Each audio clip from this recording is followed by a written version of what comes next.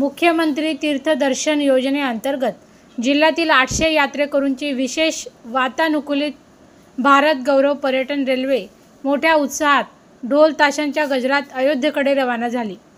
खासदार स्मिता वाघ यांच्या हस्ते फीत कापून यात्रेकरूंचा रेल्वेत प्रवेश झाला। खासदार स्मिता वाघ, आमदार लता सोनवणे, जिल्हाधिकारी आयुष प्रसाद आदी मान्यवरांच्या हस्ते झेंडा दाखवून ही स्पेशल ट्रेन जळगाव स्टेशनवरून अयोध्येकडे रवाना झाली।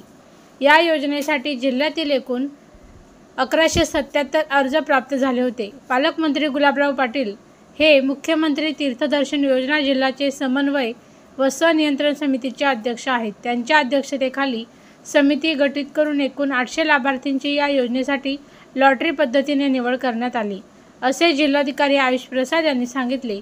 ही रेल्वे जळगाव, भुसावळ, खंडवा, इटारसी मार्गे अयोध्येकडे जाणार आहे। ही रेल्वे 1 ऑक्टोबर रोजी रात्री 8:30 वाजता अयोध्येत पोहोचणार आहे। 2 ऑक्टोबर रोजी यात्रेकरू रामललाचे दर्शन घेतील। त्यानंतर 2 ऑक्टोबर रोजी रात्री जळगावकडे ही रेल्वे निघेल। जळगाव येथे 4 ऑक्टोबर रोजी सकाळी पोहोचणार आहे।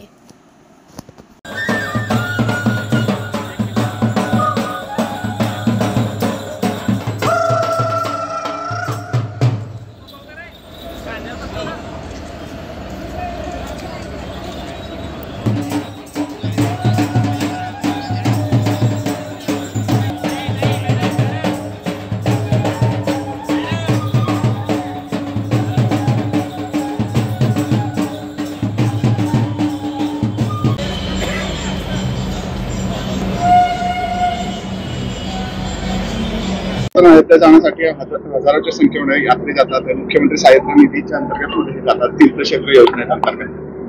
मुख्यमंत्री तीर्थक्षेत्र योजनेच्या अंतर्गत आज ही ट्रेन अयोध्येला जाते आहे। प्रभू रामचंद्र ललाचं दर्शन घेण्यासाठी लोक जात आहेत। त्यांच्यामध्ये अतिशय उत्साह आहे। ट्रेन ही अतिशय सुंदर आहे।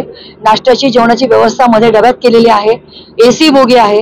मला वाटतं आज येथून जाणारे सगळे जे काही भक्तगण आहेत ते आज आनंदाने मनाने खूप खुश आहेत की खूप चांगल्या प्रकारची व्यवस्था शासनाने या माध्यमातून ठेवली आहे।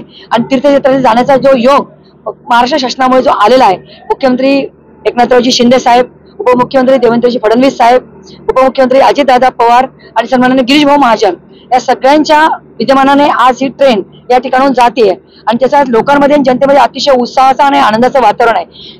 सगळ्यांनी जरी ठरवलं असतं की अयोध्येला जायचं तरी त्यांना ते शक्य नव्हतं। प्रत्येकाला घरामध्ये हे पैसे खर्च करून जाण्याची क्षमता सगळ्यांमध्ये नसते, पण शासनाने आज जी काही व्यवस्था ह्या माध्यमातून केली आहे त्यामुळे आज जनतेमध्ये जो काही आनंदाचा आणि उत्साहाचं वातावरण आहे खरोखर बघण्यासारखं आहे।